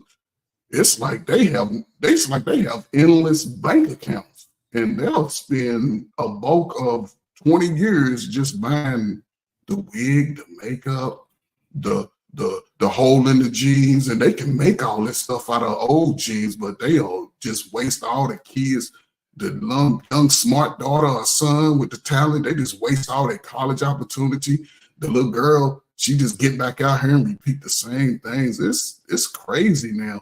So it hurts. If you look at it, it hurts the financial market in our ability to sustain longevity in these communities, because even though we've been living in a lot of these communities, their wild behavior ain't really brought no gain to the community. It just brings more waste and more downfall for real. And the brother still has to continue to work. And you know what I'm saying? I just hope that everybody, brother, when they get 38, 40, man, just cut out the nonsense, man. Go do something to get yourself in a place as you grow older. You can relax at 48 and 50. Don't have no children out of wedlock at all. Don't do it. Don't do it. Now, if you want to get some snapper every night, man, just cover it up, man. Just cover it up, man. Don't do it. So, just cover it, man. Easy Money Jones. Okay, go ahead, Trey. I'm sorry. Go ahead, Trey, first. No, I'm just saying, Easy Money Jones. I hope you're not sitting around a group of 10 brothers and y'all all having the same conversation. No, he's surrounded by a bunch of women with that convo, bro. Nah, so what's funny is I got a homeboy like one of my best friends of all time, and we had these debates all the time, man. He comes to me with he sounds a lot like Ray, he'd be on that red peelish type talking points, and we go back and forth and back and forth and back and forth. But the thing is, there are things that I pick up from him, and there's things that he pick up from me. He texted me not that long ago, and he's like, "Hey, man, that stuff I was arguing with you about, turns out you was right." And I'm like, "Hey, the genius ain't always appreciated in his time, you dig?" You know what, Easy? I'm glad you said that. I'm glad you said that, but please don't hold your breath, because I ain't sending you a text on this one. You're absolutely wrong on this. That shit ain't coming. All right, so you ain't get one. We can debate some other stuff, but this one, no. I know. So to be fair, R-Pain, like it's just a theory that I got more than anything else. And I happened to catch your video, and you're somebody that I enjoy, talking to, listening to. So it's just a thing of respect when I brought it to you. Like it's not really a right or wrong thing, because to your point, I can talking through it now, and wherever Ricky Williams was, shout out to him for trying to give it to me in the smart dummy terms. I appreciate that. I think I see a little bit more clearly what you guys are saying when you're saying the marketplace. It's not like a literal marketplace per se, but when you're existing and you're out there, there are certain things that people are judging you by relative to your attraction. And there are certain things that make you, in general, more attractive than other people who don't have that thing. So I think I could see that. That's fair. No, easy. No, we exchanging goods and services out here, bro. It's happening.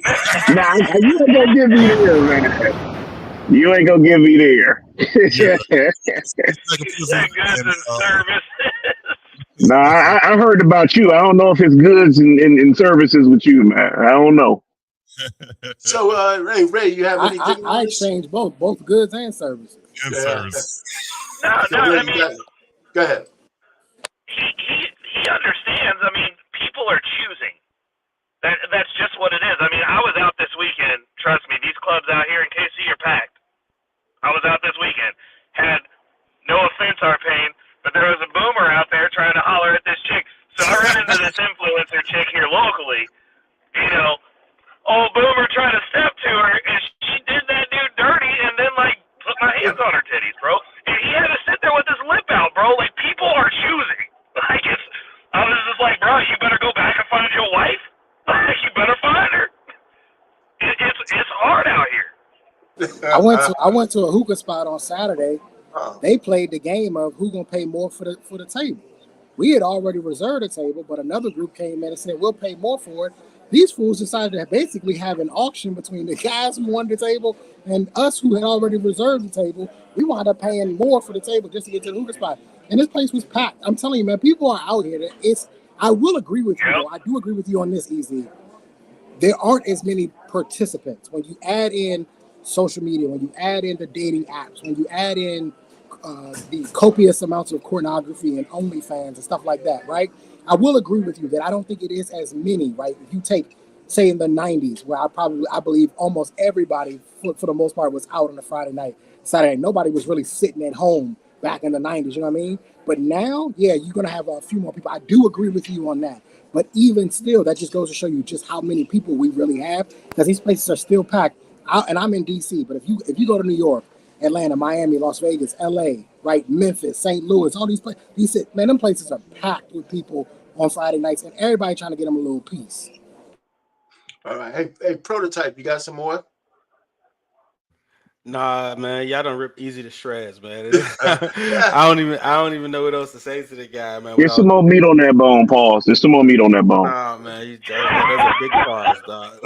But I think he understands. Like, you know what I'm saying? I think he understands. I really think he was trolling for real. Because there's no way you didn't understand that that the marketplace exists. I know you've been married for the last 17 years, but you ain't blind, brother. You might be blind. I don't know. The glasses is crooked. You know what I'm saying? So it's all a matter of thing. I mean, it's a good conversation. You know, I'm glad. This is a heck of a panel, but I really think he was trolling, man. Because you can't be that blind, dog. Listen, man, you might be blind, but Trey always trying to say I'm blind. To Trey, I might as well not understand. But can I throw something in here though? Sure. Where the whole issue is, it's good that Easy is as delusional as he is because he did it right. Can we acknowledge that? The reason he doesn't know any better is because he didn't put himself in a position where he had to be out here and become a savage, bro. I would like to pose a question. He should not know what me and Trey know. He should not know what anyone else on this panel knows because he did what he was supposed to do. Good man. Good man. I want to pose a quick question. At 22. I want to pose a question, right? Before you answer your question. In this world we live in, right? And we do prototype dad over where I'm at, right? So in raising kids, would you want your son to understand, to live life like Easy, to get it like Easy did it, or to understand what we understand? What would be the best that you would want your son for their situation to be like? You know what I'm saying? So would you want your son to be like, stay out the way and find one woman, have a family, do it the absolute right way? or would you want him to play the field and get his best options? Because there's a lot of BS that comes with this lifestyle. Some of the experiences we've been through. You know what I mean? We was taught our knowledge the hard way. You understand what I'm saying? See, that's a great question. Let me answer that real quick. I would want them to have the mentality that I have, but I would want them to look up like EZ did real early, so they don't have to get off the fence, R-Pain. I mean, I want them to be. So wait, let me say this. Because I would expect that if I had a son, I'd be telling them all the pitfalls and all this kind of stuff. And say, if you find the right woman in the right conditions, I'm not going to say, well, don't get married at 22. I want you to get some more pussy out there. I'm not going to say that to him. I'm not. Is it easy? Is it easy or is it me? Which one you want? First of all, JT, you got to keep it real with him, JT. You want it easy, if or it's you want to easy have or my me, lifestyle? Which if one? if it's easy or me. No. Listen, Trey, you sound pretty unhappy most of the time, bro. I want him to have easy life. Not gonna lie, like you out here mad, bro. Like you be upset. I'm not an unhappy person. Okay, so let me finish this. I'm gonna get off the horse. I'm gonna say this. Listen, the difference between Easy and me is that I had from 22 to 25 to continue once I started working a little bit more time, 26, before I settled down with my wife. So I had a little bit more experiences in there, but none of them traumatized me. The question. So I did tell you the question. I would want my son to have the knowledge I have, but I wouldn't. Nope. Stop doing that. You can't tell me how to answer. He posed the question. All I'm just trying to say is I would not discourage my son at 22 if he found the right woman. I'm not going to say you want him to get married at 22, or do you want him to be single before you go. I'm not going to tell my son go the best woman that you think you have so you can get some more pussy. I'm not going to tell him that. I'm not. I'm just not going to. Okay, so you picking Easy then? Okay. I'll grant you. If that's what you're saying, I'll pick Easy. Okay, I'll give you that. Can I answer from somebody who I have a bunch of mentees that when we have our interns come in that I deal with regularly. Ray, you sound like you talking on the Fisher Price speaker scale, man. Well, that's because I'm in my car, bro. Because some of us got businesses to run. Yeah, you're good enough. Go ahead, brother. Go ahead. Anyways, when we have our mentees come in, like I've got one specifically that I work with every summer. I've known this kid since he was probably about 15 when he started coming out for summers. He's in college now. He goes through these relationships, and I just give him the truth. I just tell him the truth. I'm like, look, you need to look at this, this, and this. This chick's moving kind of sideways. Oh, you're having problems. Let's unpack it. And I tell him all the time, I'm like, you got your whole life ahead of you. But, if you find somebody that you're serious about, then just be serious about it. But understand, you have a lot of opportunity. And this kid comes from a rich family, so I'm like, you rich. You have a lot more opportunity when you get older. Period. You're going to be at the top for basically ever. He's in high school, he plays sports, and his family got money. And he's good at sports. I'm like, you're never going to be average if you don't want to be. But on that same note, I'm like, hey, if you can figure it out. But understand that, these chicks, this is where they're coming from. This is the information they're getting. You towing the fence too. You towing the fence on that, right? So, do you want him to get all the gushies out there, or do you want him to be right? A good husband. Hey, prototype. That just goes to show you how great of a question it was. Nobody wants to give you a direct answer. It goes back to what I always say. Just because you know the truth doesn't mean you got to be a bitch about it. You can know the truth and still have relationships. You can know the truth and still get married. You can know the truth and still be successfully married. Who knows the truth at 22, right? Can I give y'all a straight answer? Yes, go ahead, JT. Go ahead. Please. I will want my son to do it like Easy did it. Period. I would want him to do it like Easy did it. That's all it is, bro. At the end of the day, yes, I had experience because again, this shit and I don't bang on no boomers that much, but look, they was right there before me. And guess what my uncles was telling me? And all them old ass men, you got to get as much pussy as you can, boy. You do this. They was telling me all the wrong shit. It was leading me down. Those motherfuckers turned me into a cheater before I was 14 fucking years old. I was conditioned to be a fucking cheater, and I was getting it wrong. I was losing a lot of shit. I lost good women because of my own goddamn and being in my own fucking way, right? I would rather for him to have it because he's gonna figure it out. If the marriage just don't work or whatever, man, oh well. But I think it would if he. The thing is this: when you're young and you can just stick that shit the fuck out, it's easier to stick it out when you're young. If you ain't got no goddamn baby boomers telling you get all the pussy that you can, and these hoes ain't really, those skeezers. That's what they used to call them. Brown baby boomer head, goddammit. Right. So we used to brag. I mean, how many girlfriends you got? I remember my uncle asked me when I was in the 3rd grade, how was your grades and how many girlfriends you got? You always got to have some money in your pocket, nephew. That was what they were saying. You always got to have some money in your pocket because these girls don't want no broke dude. They was telling me all kind of wrong shit. So by the time I was and then they give you a crisp 20. Give you a crisp 20 and put it in your pocket. They was the worst, bro. My great uncle JT were the worst, bro. They were the worst. Oh, you only got one girlfriend? What's wrong with you? What's wrong with, even when I was in the military? What's wrong with you? You only got one girlfriend? What's your problem? What's wrong with you? Y'all not built like how we was built. Come on. Right. Easy. Let me ask you. What do you think I'm gonna say? Like you or my lifestyle? Which one you think I'm gonna say? I think you're going to say like me. Yeah, you're right. Here's the thing, and this is killing me to say this. And so screw you, Prototype, for even posing this question, for making me have to agree with Easy. But knowing what I know now as a 38-year-old man and going through the crap that I have gone through, I know for a fact that when I was 22, I came across some decent women. I know for a fact that even post 22, I can point to the woman I should have married. I can tell you exactly who I should have married because of all of the qualities that she had.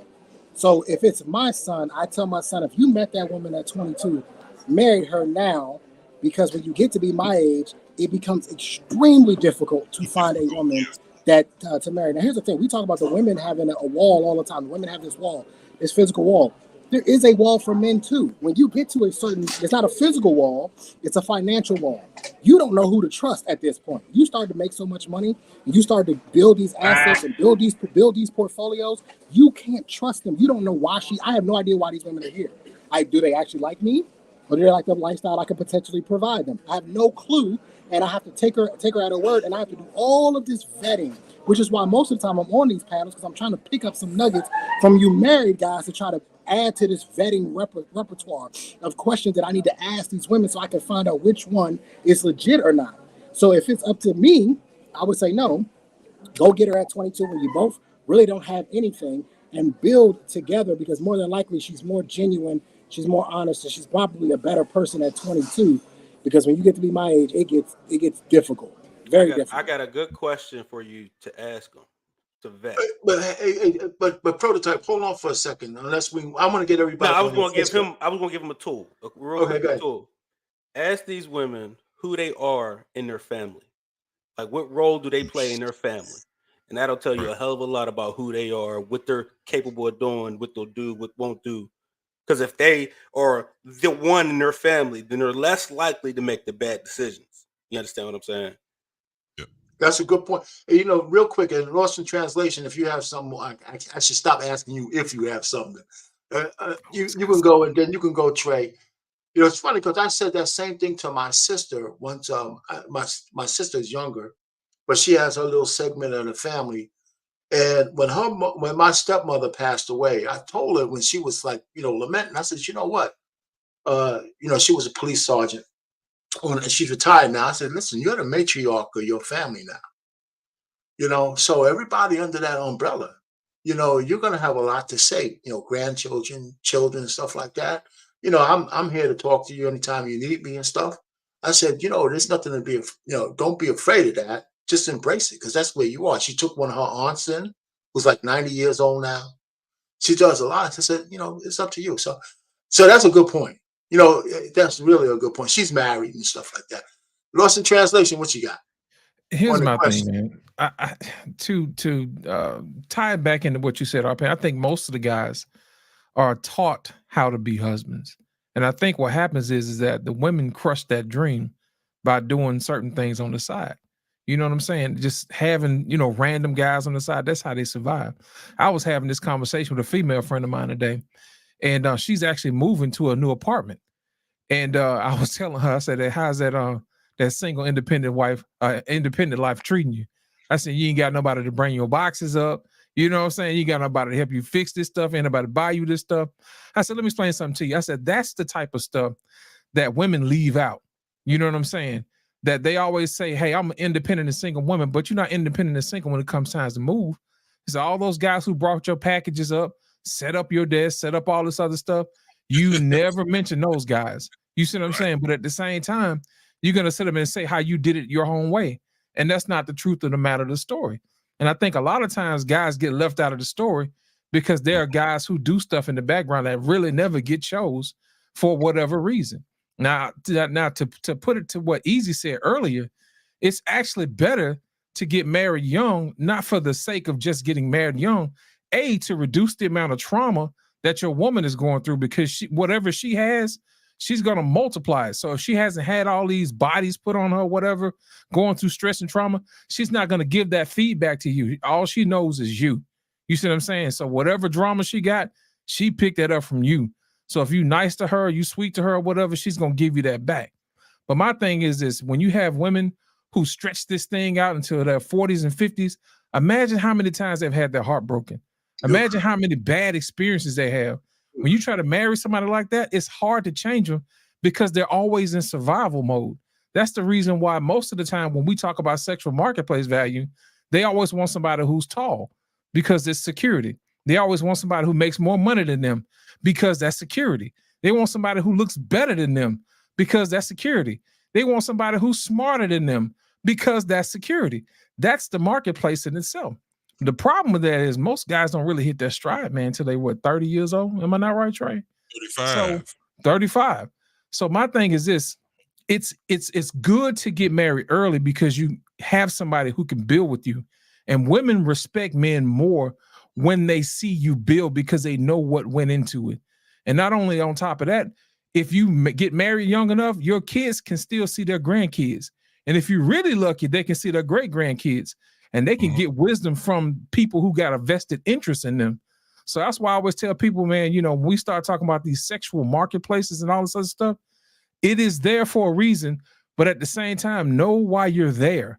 If you're there for a good time, you need to carry yourself as you going there for a good time, as long as everybody knows what's going on.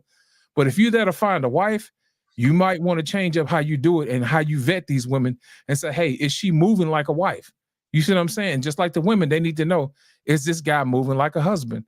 And I think a lot of times out of 10, what happens is we like to get people or try to get people to do what we want them to do and forget about what's really going on and the original purpose. But we don't do that. We just get selfish. We want to feed our egos. Yeah, man, I knocked down 3, 4, 5 chicks. I'll tell you one thing, Easy Money. If you were down here in Alabama, there's a club called the Brass Key. You couldn't get into the Brass Key unless you was 25 years old. Oh my, and there's a reason why. I couldn't wait till I turned 25. But let me tell you something, the Brass Key is the grown folks lounge. They had grown women in there. It wasn't none of these little teeny boppers and all this other stuff. You can go in there, man, and hear all the music you want to hear, and then get you a fried fish plate. It was wild up in there, man.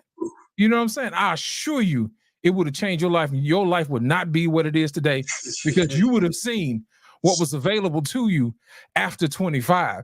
So my thing is this, gentlemen, if you know a younger brother, tell him don't go to the Brass Key. Because you gonna find out your life gonna be ruined. You know what I'm saying? Because you don't know what's available. And I think that's what happens to a lot of women. They find their own private Brass Key somewhere else and they get ruined. You know what I'm saying? They think they can stretch that thing out, but don't do that. Don't do that. But like I said earlier, the sexual marketplace thing, it's better to go ahead and get that thing out young. So that way you don't have all these hangups when you get older. You know what I'm saying? All this, you can't teach an old dog new tricks. That's real, bro. People get set in their ways. All right, good. Trey Ferg, what you got? You got anything on it? Yeah, it's been a lot of good stuff being said, and and That was a I'm great not question. yeah, and just know that probably everybody on here gonna use it in their next opportunity to really vet and use it as a good strategy. But Easy Money Jones, man, you're an interesting guy, man, and I think you are unique Oh, compared to the hey, most. Trey, let me stop you for a second. You have sons, right? Yes, Okay, yes. so would they be 22 or And not? Yes. Would you tell them if they find somebody young? Would you tell them to go ahead and get married or wait? if I'm telling them today at, let's just say at 40, I would tell them to do like I tried. Go to college, find your woman in college, build with her, uh, let her come around me so I can see if she has some good stock. But I'm also a guy that like, look, you look like your daddy, so it might be a little hard for you to, not just you come from good stock, so it might be a little hard for you to not to. But I'm also a visual guy. I've always been a visual guy. I'll be like, don't be bringing the whole wide backs over here. And I was like, don't be bringing no somebody that if they lighter than me and can't use your comb, no, it don't happen over here. That's just me. I'm sorry, but But go ahead. just Go ahead. based on that, the market is what it is. It's a little different. It's a lot different today. And so as a young man, I would just say, trust the good advice that you get. Don't put yourself in a predicament where you're going to waste a lot of your youth money, because youth money is hard to come by when you're young, trying to get out there. Just save your money, find you a skill set, whatever it's going to be over the next 4 or 5 years. Join the military, go to college, go to trade, whatever it is. If you got the gift of gab and you can talk your way to some money, do that. Put something together, but don't put yourself in a position with these women who are out here just making the sexual marketplace toxic. If she slept with a guy, don't even touch her. Just don't. You can be a friend, but don't even sleep with him, man. That's nasty, because your friend over there smell like peanut butter every day. So why would you want to? But just as far as the women, man, this they have different people promoting the nonsense, and you have people are entertainers and they have microphones, so they speak to millions and they have the most views, they have the most followers and everything. But a lot of those people that are caught up in that propaganda lifestyle, they saying be single, have sex. They're not saying not have sex, because you got single mothers now in the entertainment. It's like now Ashante and Nelly, that's no family. That's just relationships. That's part of the game. And the younger girl will see that and be like, oh yeah, see, I can do that. And this money's inflated, because we're not trying to get money to go get a 3-bedroom house and pay off all your bills and, raise some kids with the big nose and lips like you, because our Easy Money, I know all your kids look like you. They all look One like of you. them, two of them look like their mama. One of them definitely look like me. So you already had the D and everything good, right? No, they're mine. They're all mine. Those are good conversations in the street now. Brothers are going, and you look like you're going crazy. Let's not go down that road. We're gonna I'm take just it. saying, okay. But in Finish reality, up that.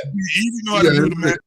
and in reality, what I'm saying, I think it's going to get even worse going forward, because us brothers don't have the voices to the women. They're living this lifestyle growing up and just being sexual, promiscuous, save no money, waste all the resources. Brothers are still trying to patch up stuff and count our little money as we go. Then you hear the wisdom. So I just think it's just dangerous road to go down, because Easy Money, you have small children. They're going to, and I don't know if you got girls or boys.